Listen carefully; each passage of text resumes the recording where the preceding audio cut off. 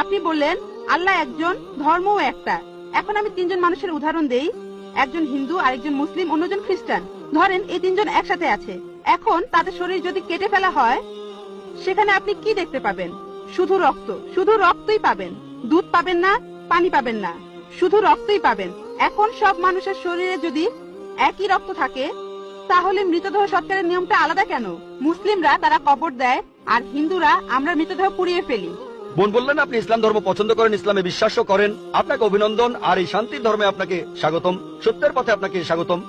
বোন প্রশ্ন করলেন যে তিনজন হিন্দু, খ্রিস্টান, মুসলিম, সবার শরীর একই রকম, একই রক্ত, একই উপাদান, কিন্তু আমরা মারা গেলে হিন্দুরা কেন পুড়িয়ে ফেলে আর মুসলিমরা কেন কবর দেয়? আসুন আমরা এটা ভালো করে দেখি। আপনি দেখেন কোন পদ্ধতিটা ভালো। হিন্দু ধর্মে কবর দেওয়ার অনুমতিও আছে শিশুদের ক্ষেত্রে, কিন্তু প্রাপ্তবয়স্ক লোক মারা গেলে তারা বলেন পুড়িয়ে ফেলতে হবে, দাহ করতে হবে। অবশ্য হিন্দুদের কেউ কেউ বলেন যে কবর দিতে হবে। আসুন আমরা এখন ভালো করে দেখি যে শবদেহ, মৃতদেহ পোড়ানো আর কবর দেয়া। এখানে আপনি দেখবেন যখন আপনি কোনো মৃতদেহ পোড়াবেন তখন পরিবেশ দূষিত হচ্ছে। মৃতদেহ পোড়ালে পরিবেশ দূষণ হয়। ইসলাম ধর্মে আমরা কবর দেই কেন? এখন আমরা জানতে পেরেছি আমাদের শরীরে যে উপাদানগুলো আছে, এই পৃথিবীর মাটিতে যে উপাদান আছে, আমাদের শরীরেও একই জিনিস, পরিমাণে হয়তো কম অথবা বেশি। আমরা মাটি থেকে এসেছি, আবার মাটিতে ফিরে যাব, বিজ্ঞানসম্মত।